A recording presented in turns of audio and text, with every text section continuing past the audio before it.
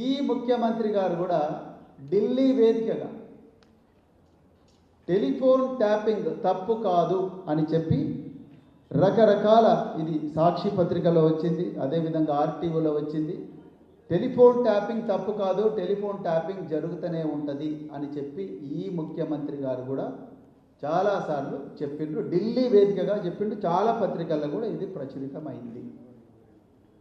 2025లో గత సంవత్సరం ఢిల్లీలో చెప్పిండు. మరి ఈరోజు ఇదే ముఖ్యమంత్రి గారు ఇదే ట్యాపింగ్ కేసును, నేను మళ్ళీ చెప్తున్నా, ఈ ట్యాపింగ్ అనేది దేశ రక్షణ కోసం గోప్యంగా పోలీసులు మాత్రమే చేసే కార్యక్రమం. ఏ రాష్ట్రంలో కూడా దీని మీద చర్చ జరగడం లేదు, కేవలం తెలంగాణలో జరుగుతుంది. కేంద్ర ప్రభుత్వం కింద కూడా ఎన్నో నిఘా సంస్థలు ఉన్నాయి, కానీ ఢిల్లీలో దీని మీద చర్చ జరగడం లేదు.